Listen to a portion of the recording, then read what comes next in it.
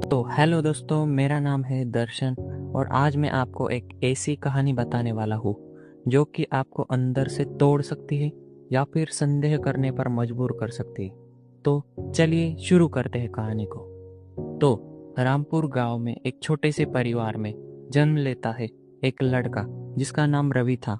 रवि के परिवार में 3 सदस्य थे, उसकी माँ, वो खुद और उसके पिताजी।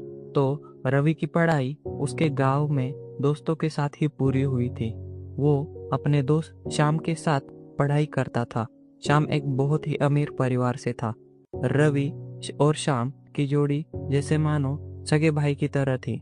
दोनों बहुत ही मस्ती करते थे और शरारतें भी, जैसे कि गांव में लोगों को परेशान करना, क्लास में किसी लड़की के बाल खींच देना और पढ़ते वक्त गुरुजी को तंग करना। ये सब श्याम और रवि करते थे। अब दोनों की स्कूल लाइफ जो थी वो खत्म हो गई थी।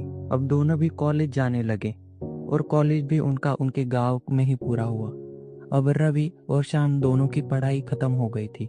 रवि अपने माता पिता को खेती किसानी करने में मदद करने लगा।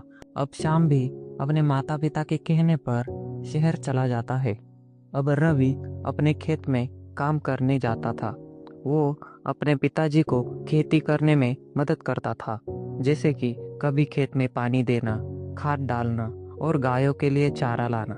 पर यह रवि का काम उसके माता पिता को बिल्कुल पसंद नहीं था। एक दिन दोपहर में जब रवि अपने पेड़ के पास पेड़ के नीचे खाना खाने के लिए बैठा था, तभी उसके पिताजी वहां आ जाते हैं और उसे कहते हैं कि रवि, अब तुम बड़े हो चुके हो, ये खेती किसानी में कुछ नहीं रखा। तुम अब एक काम करो, शहर जाओ, एक आध सी नौकरी करो। ये बात रवि के मन को इस तरह चुभ गई कि उसने ठान लिया कि वो अब गांव छोड़कर शहर में नौकरी करने के लिए जाएगा। अगले दिन वो शहर की तरफ एक ट्रेन से निकल जाता है। शहर पहुंचते ही उसे वहां पर लोगों की भीड़ दिखाई दी। उस भीड़ में जैसे मानो रवि का दम घुटने लग गया था। रवि अब ट्रेन से उतरकर साइड में रखी एक कुर्सी पर बैठ गया। वहां बैठ के वो रोने लग गया। उसे अपने गांव की याद आने लगी, जैसे कि चिड़ियों की चहल पहल, पेड़ जिसके नीचे वो खाना खाने के लिए बैठता था, वो खेत जिसमें उसका बहुत मन लगता था।